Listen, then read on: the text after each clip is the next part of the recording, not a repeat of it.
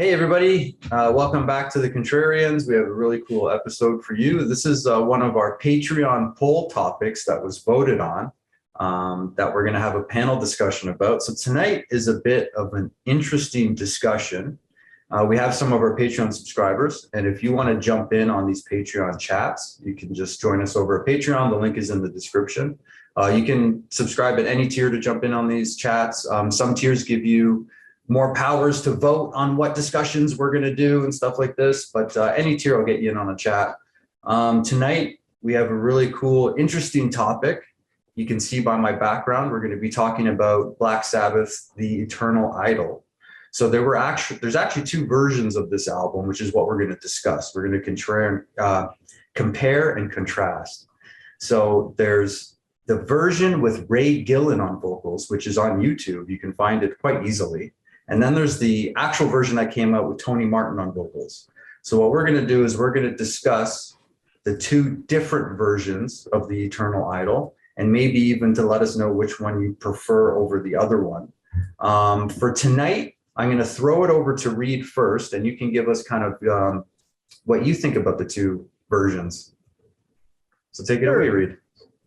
So more or less growing up as a Black Sabbath fan, I jumped on board the Black Sabbath bandwagon with Dio, and then got into the Ozzy years, followed Ian Gillen, and then Seventh Star, which is an album I love, although I don't think it's a particularly good Black Sabbath album. I'm a huge Glenn Hughes fan, and I think that Tony Iommi and Glenn Hughes are a phenomenal marriage.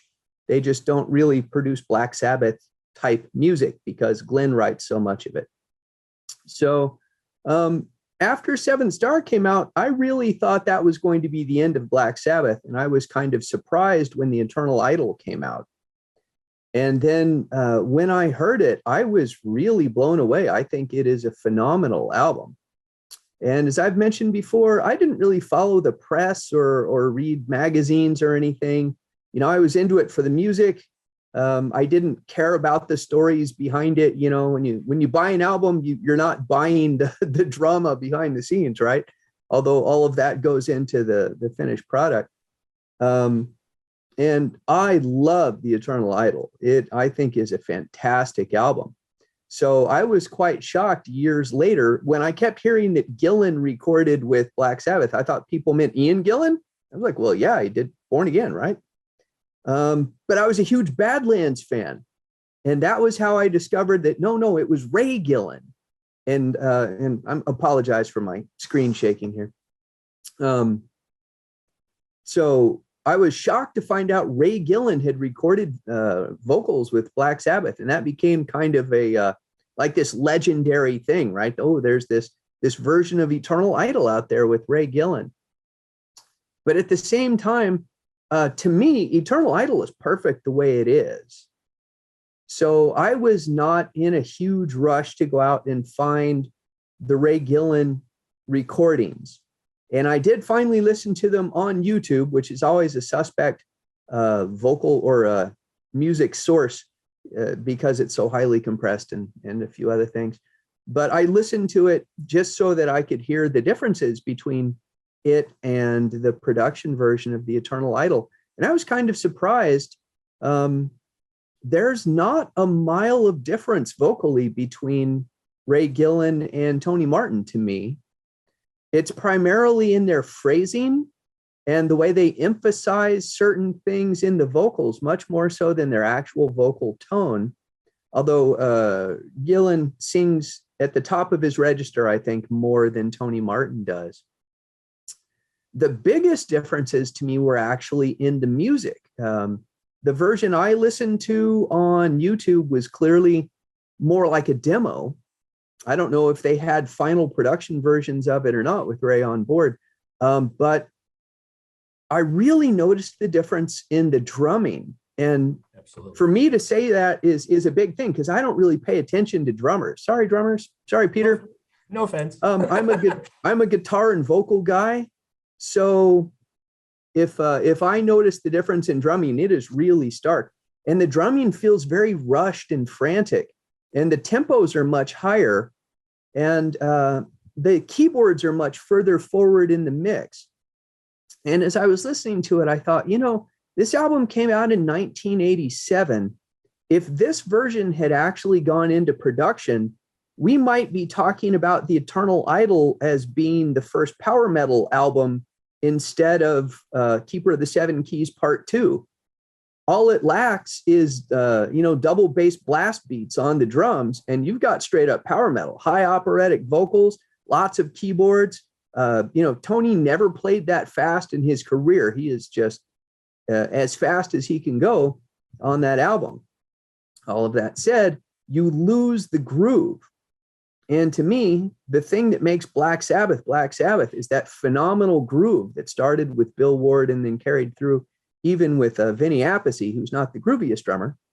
But that jazz backbeat to their music is what makes Sabbath Sabbath. And I really missed that in those demos. It was very fast, it was very frantic, but it wasn't at all jazzy. So I still prefer the regular version of Eternal Idol. And I will say, I love, and I did a little research before this show. I did not realize that Bob Daisley did the lyrics for Eternal Idol. And that explains why the lyrics on that album are so much better than the lyrics on the subsequent Tony Martin albums. Sorry, Tony, Bob's a better lyric writer to me. Some of the lyrics, two of my favorite Black Sabbath songs ever are Born to Lose and Lost Forever. And, that you think I'm chasing shadows in the dark, but I'm not born to lose. That's a great line, man. That's just, and two of Tony's best riffs that he ever did. His solos are fast. And again, on the production, Eric Singer actually swings a little bit, which he's not particularly known as a swing type drummer. So I think that the version that we got with Tony Martin is the best version. I love that the Ray Gillen version exists. It was a very different, and if they had gone with that, Black Sabbath's trajectory might have been very different, but I love it the way it is. Cool, thanks, Reed. Yeah, I agree with you. The version that I had heard, and I had listened to this, I actually listened to the Eternal Idol not that long ago because I was going on the LeBrain Train show on YouTube, and we were doing our top 10 Black Sabbath songs, and we were going to do an Eternal Idol review. So I listened to it leading up to that. So I listened to it not that long ago, and it's a solid record. It's one of those records for me that like every song is at least a 7 for sure. Like there's not one song in here that I find super weak compared to the other ones. So the album for me overall is like an 8. And my two favorite tracks off the record are Glory Ride and Nightmare. And I think and I actually quite agree with you that the vocals, it would have been a different discussion if it was Ray Gillen re-recording something like Master of Reality. Then you could have this discussion like the vocals are completely different than the vocalist who performed on the album before that. In terms of the performance, I mean, they both knock it out of the park. They both do what needs to be done. I think I prefer the Ray Gillen version of Nightmare better than, and that's just a subjective opinion, because really, I mean, like they both nail it between Tony Martin and Ray Gillen. And I was familiar with the Tony Martin version and like Headless Cross, which I think is a great tune. I know Martin kind of puts that album down. I love this. Like I like the song Headless Cross, but I agree with you in the fact in terms of like how the instrumentation sounds a little, even Tony's guitar tones sound a little different when you listen to the Ray Gillen version. So I don't know if that was a production thing. But pretty much listening to them back to back, I was mostly focused on the vocals because of the theme of this episode. And I had heard some of the Ray Gillen stuff before, like this wasn't the first time I'd heard of it. I wasn't surprised about this. I listened to this stuff on YouTube maybe a few years ago.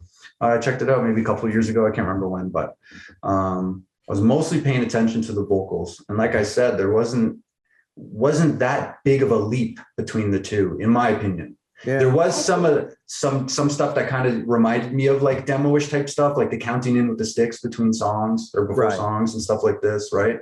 But at the end of the day, I mean, there were both solid performances by both vocalists. I think it's interesting that you pick out was it Glory Ride, In Glory Ride, as one of your favorite tracks, because that I think is the most similar between the two versions. I don't think they really updated that. They probably just applied some EQ and things in the studio.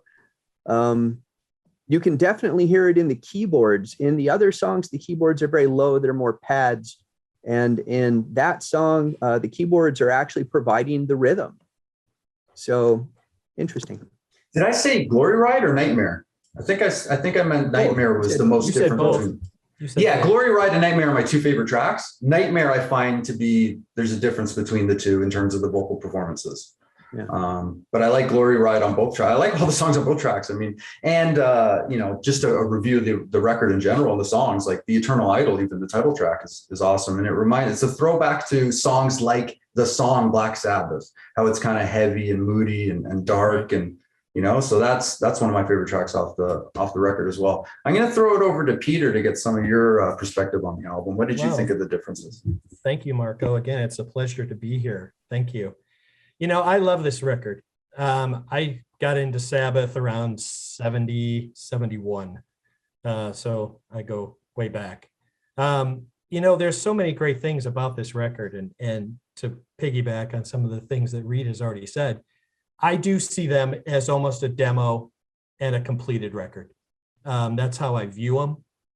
And I got the Ray version pretty early on. I found one online a long time ago, and I was not shocked, but surprised at how similar the melodic sense was between the two records. And that in a lot of cases, Tony Martin is parody or recreating that existing melodic line that Ray already had. And there is an enormous difference, in lyric content that you pointed out that Bob brings to the table. You listen to Headless Cross and they are way, way different. There's a lot of devil, a lot of 666 stuff, maybe like he's trying too hard to write something doomy or heavy. This is a very tumultuous time for Sabbath. The band is not really a band. The people that are in the videos or people think that are in the record aren't in the record. The people who were on the demos did some stuff. Some of them are gone. You bring a guy in off the street to even play bass in the Shining video. He's not even a musician. He's just there to film and fake like he's playing bass. He's not even in the band. And I can promise there was very little, support from Warner Brothers here in North America. It's their last release here in North America on Warner proper. They go to IRS after that. It's a really great record for a number of reasons. My wife and I have this running joke. We love the same bands, but when I stop liking them, she starts to like them and vice versa. She loves Tony Martin singing. She does not listen to Dio. She doesn't listen to the Ozzy stuff. She loves Tony singing. And to me, there is something about Tony Martin's vocals that I think gets so overlooked. Ray's voice, when he sings, to me, timbre-wise, sounds like he's singing high. You hear it, you feel it, it's up there. Tony sings the exact same pitches, but his voice is richer, it's got more bass support, it's fuller, and if I dare say so, it's more Dio-esque. It's not growly like Ronnie's was, but he's got that in him. And the thing that I love about Tony, and I will say this, and I will stand by this, I believe that Tony Martin is the only singer that Black Sabbath has ever had that can sing every single era of the band, and I can enjoy every version. I don't care for Ronnie's versions of Ozzy songs as much as I love Ronnie. And Tony can do all of it. And if you hear any of the live tapes and concerts from 87, 88, 89, and even early 90, they pull out old Sabbath materials, Megalomania, things like that. And he's just destroying them. They sound great. And it's really impressive. What I also notice about these is I really prefer the running order of the tracks on the Martin era one. I think they flow much better. I think the songs are structured much better, one into the next.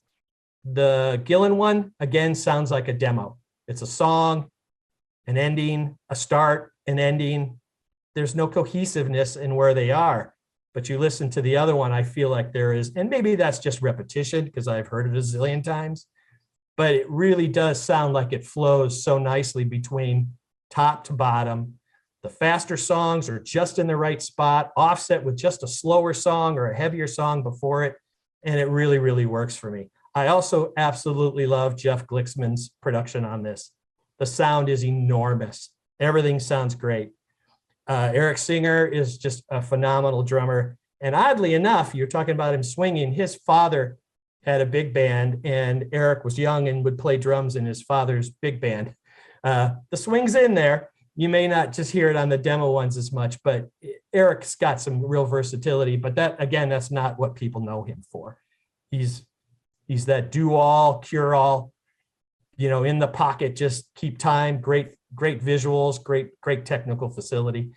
But it just sounds really, really great. And I think Glicksman being there really helped, because even though I love Headless Cross and TYR, the fact that they were producing it themselves, now it's great from one standpoint, because if you're one of the producers, you can put the drums way out in front and they sound great, and you can make the guitar as big as you want. But Glicksman had them all balanced out. And I really do think that Tony's guitar, along with the heaviness of the drums and bass, just really, really sound great. Ancient Warrior is my favorite song on the record. It's just got such a great groove and heavy. There's so much space in it. It's got so much power. And I think that if Tony Iommi had this guitar tone that he has from here through Cross Purposes on, let's say, Heaven and Hell or Mob Rules, those would be way heavier records than they turned out to be. I'm not saying better or worse. I'm just saying they would be much, much heavier. I really love this tone that Iommi gets through this stretch.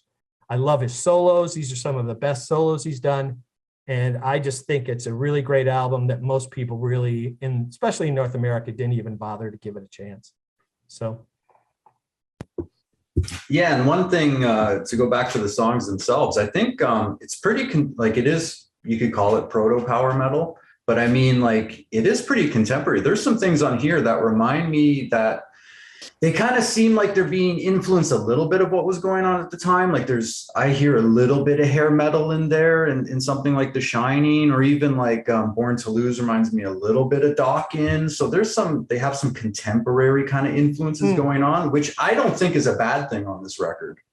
No, it doesn't sound dated or old.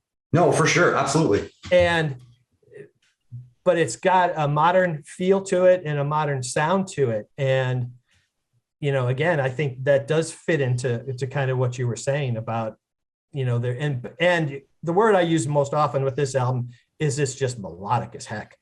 I mean, you can just sing and hum every single melody from every song. And even you can hum to most of his guitar solos and sing along to his solos. And that's the sign of a really good constructed solo, because you can't do that on a lot of the early Tony stuff. Some you can, obviously, War Pigs and things like that, you are structured that way that you can sing them. But there's some really, really great stuff here that does make it sound really like it belongs right when it was released. It sounds it's the right time. It just had no promotion, had no support from the record companies, and nobody paid any attention because it was just Revolving Door. Nobody had any idea who was even in the band anymore. So.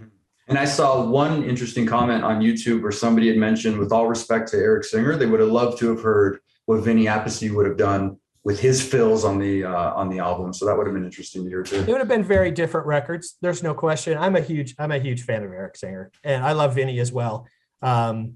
Shameless plug, Baker Drums there's a relevancy here because my friend Billy Baker in Nashville, if you see Kiss's current End of the Road tour, he did the fabrication for Eric Singer's drums.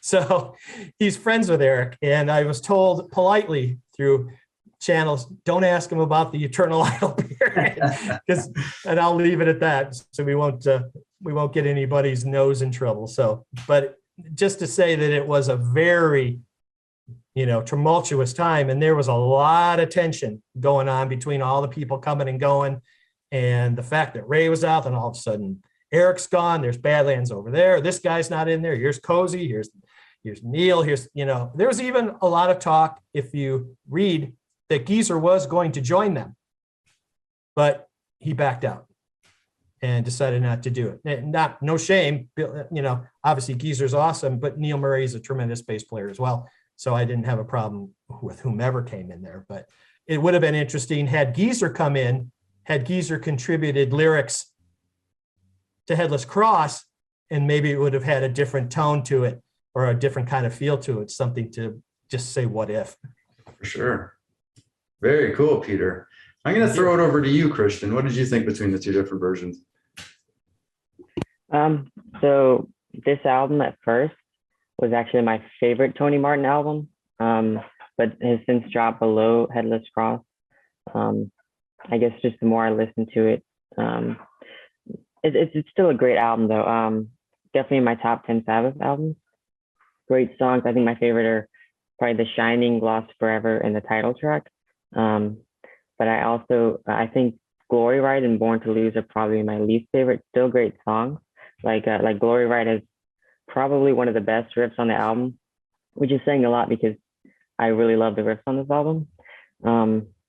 But I really don't like the chorus, and it makes me cringe. But Born to Lose is super catchy and poppy, but also kind of generic in like an 80s sound sense.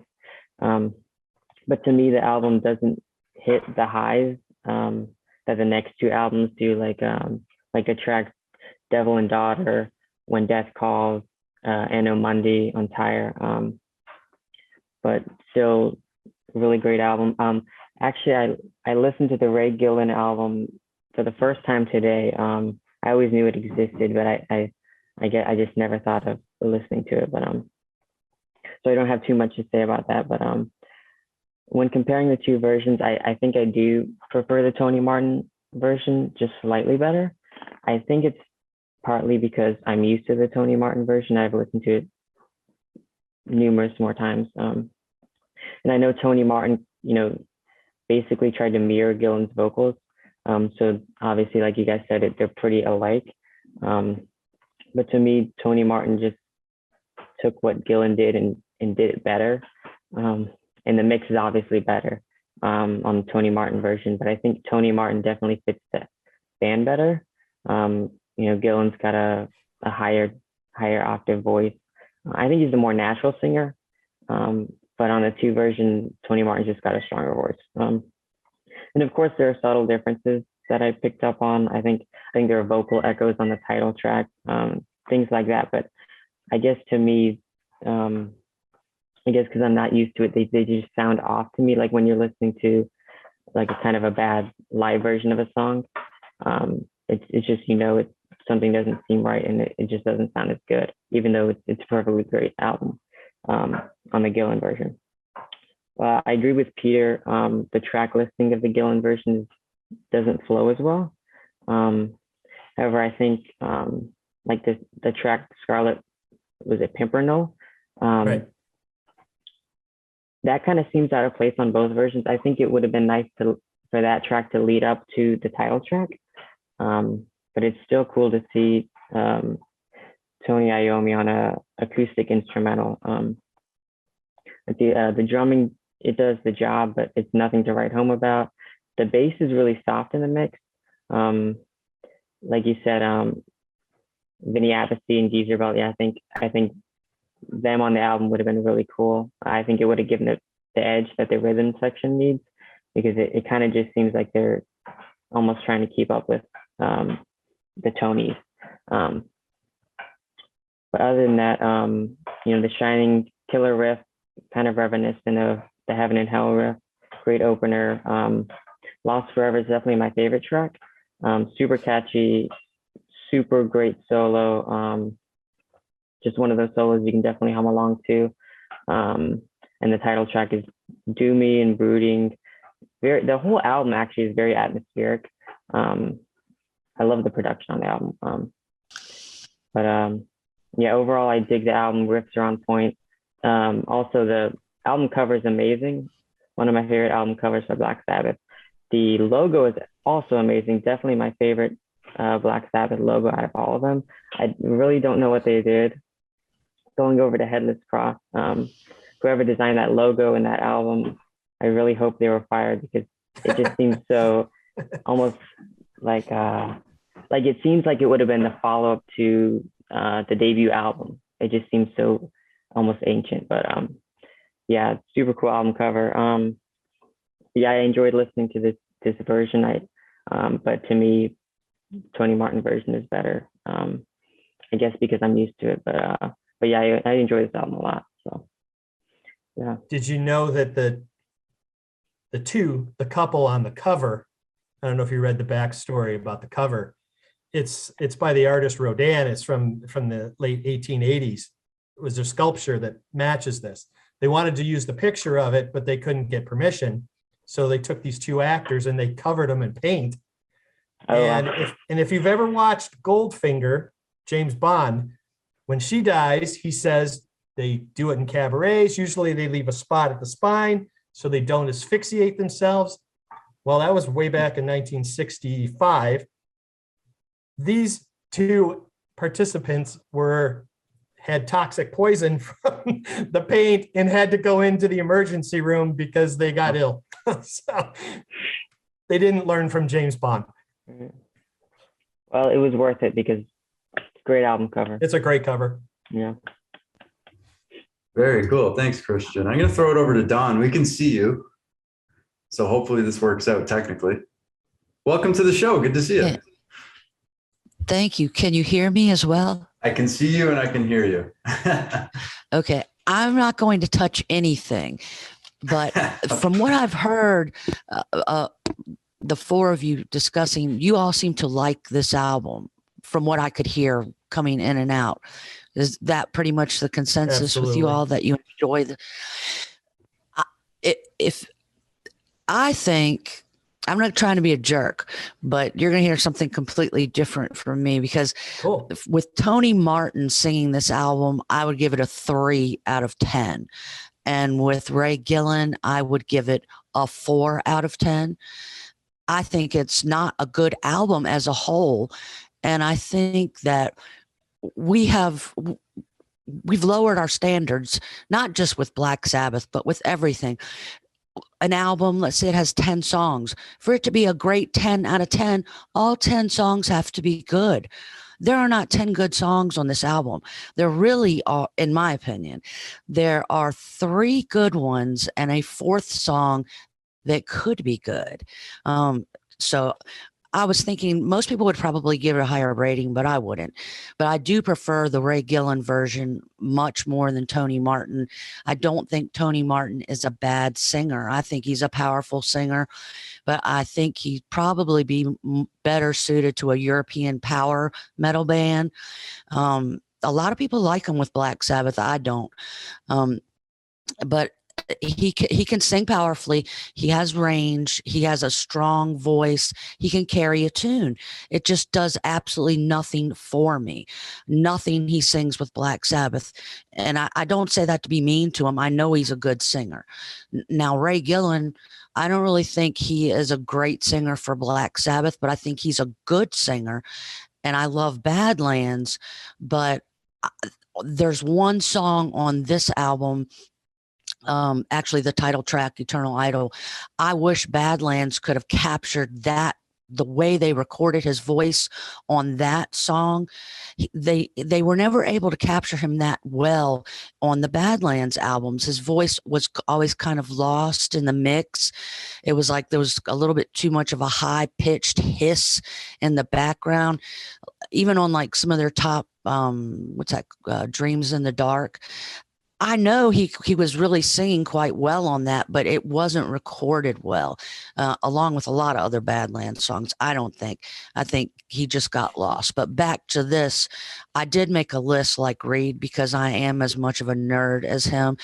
and I have to put on my glasses, but I'm only going to focus on the Ray Gillen songs because I don't want to sit there and nitpick Tony Martin's versions. They just don't really do anything for me. And I'm going to pick the worst songs first. That way I can end on a positive note and not seem like such a jerk. So basically on the first song on the Ray Gillen version, Glory Ride, that could be such a great song if Alcatraz was doing it and Graham Bonnet was singing, because it sounds like a Graham Bonnet song. It really does. Plus, if they had a really good guitar player that could lay down some great leads better than Iommi, that would have been a great Alcatraz song, but it's not a great Black Sabbath song to me, to these ears. Then Born to Lose, that's not a metal song. It's a hard rock song. It reminds me of the late 80s metal. Black Sabbath has no business doing that. That's not what I buy Black Sabbath albums for. But Gillen, I guess the reason it's more successful with Gillen because his voice is better at rockin' tunes than Tony Martin. Tony Martin should be like with Richie Blackmore at a Renaissance fair or something, doing that type of music. And the Scarlet Pimpernel, that's not even on the Ray Gillen version, but let's talk about that. That's such a disappointing instrumental on the Martin version. And it reminds me of like, okay, let's get Iommi, Blackmore, and they can drag Tony Martin to a Renaissance fair. I didn't think it was good. And on the old Ozzy Sabbath, where he would always throw in little instrumentals, those were inspired and creative and great. But I didn't think so on the Scarlet Pimpernel. But back to the Gillen version. Lost Forever. This one is interesting. It's not a horrible song, but it's not great. But Gillen is doing that Dio style phrasing on the lyrics. And I think he probably did that because he'd just been on tour with them, Phil, when Glenn Hughes left, and then he's out touring with Sabbath. And I have this like bootleg, and he does some Dio songs with the Black Sabbath live performances, and he does them well. Ray Gillen can sing. I prefer Ray Gillen singing the Dio era Sabbath than I do with him singing the Ozzy era Sabbath. I think his voice is better for that. So I think that's probably why it just sounds, just the way he's phrasing it sounds like Dio. And to me, the guitar riffing on that song, a third track in, it sounds like Doug Aldridge. It doesn't really sound like what I would think of or expect from Iommi. That's not a bad thing necessarily, but it doesn't sound like Black Sabbath to me. Again, I don't think Black Sabbath has made a good album since Mob Rules. So you can take my opinion. The next song that I do not like is Hard Life to Love. Again, not a metal song. It's like just a rock song, and it has a horrible late 80s guitar tone, which seems strange for Iommi, but there's something weird about that song. It's almost like a weak version of Supernaut. Okay, well, it doesn't sound like Supernaut, but there's something about it that reminds me of it, but far less inspired than that, which is a great song. Okay, so then now I'm going to talk about songs I do like. Maybe I'm getting jinxed because I sound so negative. I think that the title track is a masterpiece, and honestly, that's the song. The title track is the song off of that album. When I hear that sounds like, yes, this could have been a great Sabbath album. Gillen proves he can be a great metal singer. And I've said this before, but it's almost like he's howling like a banshee in that song. He's singing in a metal style, but there's a lot of emotion in his voice. I can almost hear like the tortured howls of Lane Staley from Alice in Chains in some of his vocals. And I don't hear that even in Badlands. So I think the title track is the masterpiece on that album. And I would call it a masterpiece. I really would. And then there's another song that is good, which I believe Marco mentioned, Nightmare. I think that's a decent song, and it's definitely metal. Again, it reminds me a little of the Dio era, Sabbath, but Gillen can do something that even Dio can't do. I don't want to hear Dio sing Mistreated. You know how Blackmore would make him cover Mistreated? No, Coverdale needs to sing that song, because there's something about Dio. He can't sing about women unless he's talking about a witch who's tried to do him wrong. But if it's about matters of the heart or romance or anything sensual, I don't believe it coming out of Dio's mouth. Not at all. Not that he's a wonderful singer, probably he is my favorite in the metal genre, but it's unbelievable sounding when he sings that. I feel the same with Martin. He can't sing anything that is, I don't want to say erotic, but just sensual. There's just something he lacks. Oh, well, I also like the song The Shining. I think that is probably the second best song on the album, although it has a poppy intro. But again, I think Iommi is going back to the well, because if you listen to the rhythm section of that song, you can almost sing along the lyrics for Heaven and Hell. Sing me a song. You can sing those along to the rhythm section. Maybe that's why I actually like that song. But I do think it's a good song. Although when they lay the vocal tracks down, the vocal styling is similar to Iron Maiden, which is, if it really is, if you listen to it, just listen to the melody of the vocals. They sound like an Iron Maiden song over an old Heaven and Hell rhythm, to me. You may notice that if you listen to it again. And then the last song that I do like is the last song on the album, Ancient Warrior. That's a very strong metal song. And Gillen proves that he can sing metal, not just rock, not just blues. But I think the last track on the Gillen version, Ancient Warrior, that really is symptomatic of what's wrong with the whole album. The song I like because it has potential to be a good song, but it's just such a hodgepodge that doesn't really, it's not cohesive, and it never goes anywhere. And that's what happens with the whole album. It's a hodgepodge of like some desperate aging metal guitarist trying to be relevant, hitting the hair metal stuff, getting this young guy, to front the band. And it just seems that song could have been a great song. There are even parts in that song that remind me of Led Zeppelin, like they're trying to be a little experimental, they're throwing everything but the kitchen sink.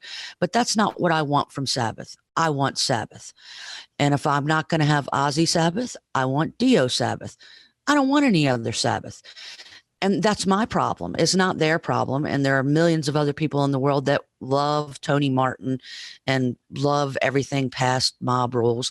I don't even love Dehumanizer. I think it's a poor album with a few great songs. And I love Dio. So it pains me to say that, but I have to admit it. So, but I'm glad you all like this album as much as you do. Thank you. That was an epic rant. That was killer. And I'm going to have to, I'll edit it a little bit so it seems a little more seamless.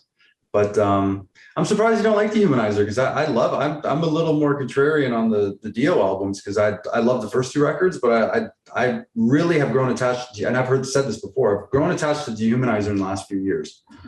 Maybe because I listened to it a lot less than the other two. And then I started more listening to it and it sounds a little fresher. But I mean, Computer God's incredible. I say this all the time. I can name half the songs right now that I love, like TV Crime, Computer God, After All. Like, there's a lot of great tunes. I don't know if you agree, Marco, but I think I love Dehumanizer, and I think it is a victim of a lot of the albums that are in both the Dio and Sabbath catalogs as they go. Great album, wrong time. They just are missing every time. It's the wrong album for this, it's the wrong album for that. That Dehumanizer tour was crushingly good. They were phenomenal live. And Ronnie was just in prime form until obviously exploded after the Oakland show. But it's grown a lot more. I don't think the production was really as good at it. The remaster helps a little bit, but there's a lot of great stuff in Dehumanizer. Yeah. And if it had been at a different time, people may have viewed it a little bit differently. And that's maybe my 2 cents on why Yeah. it's that way. Context is everything. Yeah. I know I did not care for Heaven and Hell's The Devil You Know when it came out. I was like, this isn't that good. And then Black Sabbath came out with 13, which I think is junk. And after listening to 13, I put Heaven and Hell back in and went, oh man, this album is fantastic. What was I thinking? Right. But Right. it's all how you look at it. Yeah, except the one track off Dehumanizer doesn't kind of fit. The one, I think it was a single, Time Machine. That sounds a little Dio-esque from like Dio solo stuff. A little more of the commercial kind of Sacred Heart type of Dio. But yeah, I don't know. Any final thoughts, Christian? Oops. I guess just one thing that Don mentioned earlier, I was going to pop in, but you were saying I disagree about you said early Sabbath was, or at least before this album, was their instrumentals were always inspired, but I can't remember when the last time I listened to one of those instrumentals before this, but and certainly FX. I was just gonna pop in and say FX. I don't know what that was, but I really do like Scarlet Pimpernel, and also love Dehumanizer. I just think it's super heavy, and Mob Rules I think is my favorite Dio Sabbath album. FX was drugs, Christian. Lots and lots of drugs. Don't do drugs. Any final thoughts, Don? No, I don't hate the Scarlet Pimpernel. I just think it's repetitive and it really goes nowhere. The guitar tone is nice, but I don't think it really adds. It doesn't save this album in any way. And of course it wasn't on the Gillen version, and I don't hate Dehumanizer. I listen to it quite often, but I can't tell you, I'm a lot old. I'm going to be 50 in 2 months. And I remember on MTV when I saw the TV Crimes video, I just wanted to cry. I was like, what has happened? You know, you got like this shopping cart with a with the TV rolling down. I think that was the video for it. I was like, this is so ridiculous that these people, do they have no standards anymore? And of course, all the good Sabbath was way before I was too young. So luckily I got to see the Metal Masters tour several times. I went to Canada to see them and up in New York, but I never got to see Heaven and Hell and Mob Rules, much less the Ozzy era, the good Ozzy era. So maybe I'm stuck in the past, and I'm very unforgiving when it comes to music. If I don't like it, I'm going to tell you how much I hate it. But that means when I do like it, and I tell you how much I love it, it's so much more sincere. Don, I think my mental image from this episode is going to be Tony Iommi and Richie Blackmore dancing off to the Ren Fair together to play Scarlet Pimpernel. That's awesome. How about you, Peter? Any final thoughts? You know, there's a lot of stuff that Don says is extremely valid, and I think it's an amalgamation of a bigger problem that Iommi and the Sabbath name had during this era. You're never going to get Volume 4 again. You're not going to get Mob Rules again, even though they tried some elements of it in Dehumanizer. They're not going to come back. You got to 13, and even minus Bill Ward, that's another story. You get to 13, it's nowhere near what Sabbath is or was or could have been. It's nowhere near it. It's the same reason why those of us really old people, as I'm nearing 60, so you're a youngin', you get the Aerosmith fans who are screaming for "Where's Rocks 2?" You're not going to get it. They're just not there. They're doing different things. It's different time. They're happy, rich, content. They just don't have the anger. They don't have to prove something. And Sabbath's got an issue here. And you either latch onto those records because you love, Cozy Powell, or in my case, or you just have stuck with them the whole time. But that's not an era of the group that you could just throw out there if in expecting any of those earlier generations and have them really latch in. You kind of have to view it as a different band, see it for what it is in its entirety, and not really compare it to what came before, because it's really not going to measure up. I would love to hear Martin's take on Headless Cross, actually, because Martin is bizarrely anti-Cozy Powell. I know. I'll forgive him, and my drum circle will forgive him for now, because I was wondering if he was going to be on. I would have to be polite. Awesome. How about you, Reed? Take us home.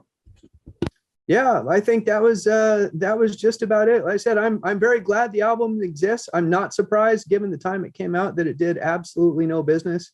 But I loved it. I still love it. I love the riffs. Like I said, I think if Tony Iommi had come out with the Doom album, we would never have heard of Black Sabbath again. That would have been the last thing they'd ever done. So he was struggling. Well, Don, like you said, relevance. I actually hate that term when it comes to music. You know, in the Vietnam War, protest songs were relevant, and as soon as the war ended, they were no longer relevant, but you can still enjoy them, right? I mean, I don't. My wife does. Go figure. But yeah, if they had done something too oddball, we may never have heard from Black Sabbath again. And I like the Tony Martin era, although it is very, very different. And, you know, everybody likes something different. My guitar teacher loves Cross Purposes. I think Cross Purposes is kind of a boring album. I think Tear is better than Headless Cross, but Headless Cross has a couple of great songs on it. And I'd have been sad if they didn't make that, because, hey, it's out there to experience, right? Absolutely. Wow. Everybody tonight just blew me away. You're all incredible. You're all very knowledgeable. I'd like to consider myself a casual fan of music, because there's so much music out there, especially when I talk to folks like Martin. Like when I do stuff with Martin Popoff, I'm like, man, I don't know anything about music. And I feel the same way about all four of you. And this is incredible that you jumped on with me tonight to analyze such an obscure thing, like not even just the album Eternal Idol, which is a relatively obscure album in terms of like the, you know, enormous picture of music. Where does Eternal Idol fit in, really? And then the fact that we picked apart the Ray Gillen version of it, absolutely incredible. Very impressed with everybody that's here. This is really cool that we get to do stuff like this, and we get to continue to do stuff like this with the folks that support us. So thanks everybody for coming. This was absolutely amazing. A lot of fun to do. We'll do something like this again real soon. And if you want to join these conversations, jump on Patreon. You can join at any tier and join us there. And I guess we'll agree to disagree, and we'll see you next time. Thanks, guys. Thanks, Margo. Thank you. Thank you. Richard, Peter, be good.